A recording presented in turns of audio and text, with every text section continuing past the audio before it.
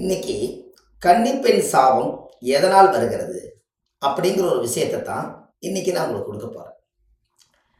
அப்போ இந்த கன்னிப்பெண்ணுடைய சாபம் அப்படின்னு நம்ம உள்ள வந்துருச்சு. அப்போ இந்த கன்னிப்பெண்ணோட சாபம் எப்படியெல்லாம் நம்ம குடும்பத்துக்குள்ள இது உள்ள வருது அப்படிங்கிறது தெரியும். முதல்ல ஒரு பெண்ணோட சாபம் ஒரு குடும்பத்துல இருந்தாலே அந்த வீட்டில் காசு தங்காது. ஏன்? பெண்ணு தான் மகாலட்சுமின்னு நீங்க சொல்றீங்க. அதுவே ஒரு சாபப்பட்ட தோஷமான குடும்பமா இருந்தா அந்த வீட்டில் மகாலட்சுமி எப்படி தங்கும்?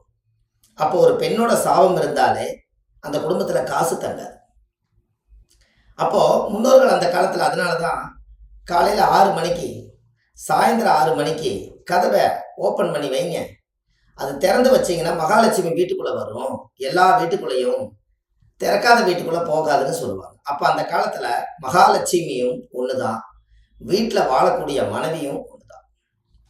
அப்படி இருக்கும் காலகட்டங்கள்ல ஒரு கன்னி பெண்ணுடைய சாபம் ஒரு குடும்பத்துக்குள்ள எப்படி உருவாகுதுன்னா,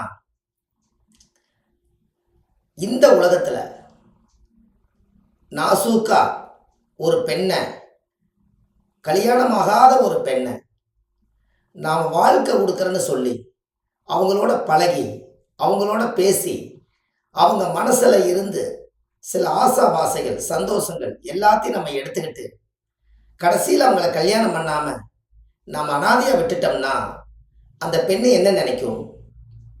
நான் வாழ்றதுக்காகத்தான் வந்தேன், என் மனசை நான் உனக்கு கொடுத்துட்டேன், கடைசியில் என்னுடைய உடம்புலேருந்து எல்லாத்தையும் எடுத்துக்கிட்டேன், ஆனால் என்னை முழுமையடையாம என்னை அனாதையா விட்டுட்டியே, நீ நல்லா இருப்பியா அப்படின்னு சொல்லி வரக்கூடிய சாபம் தான் ஒரு கன்னி பெண்ணோட சாபம்.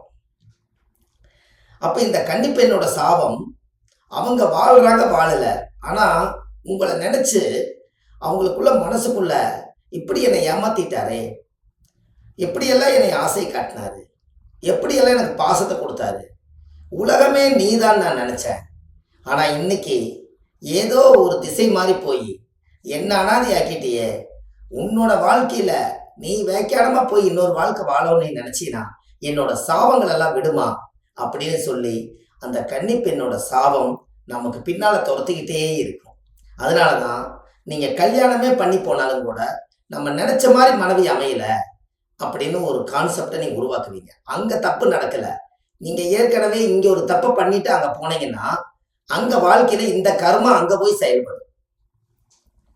அப்ப இந்த கன்னி பெண்ணோட சாபம் கொஞ்சமா நெஞ்சமா அந்த காலத்துல எத்தனை விதமா சொல்லி ஒரு பெண்ணை வசப்படுத்தி அவங்கள நம்ம கஷ்டப்படுத்தணும், அதுக்கு உண்டான கர்மாவை நம்ம அனுபவிச்சுதானே ஆகணும்.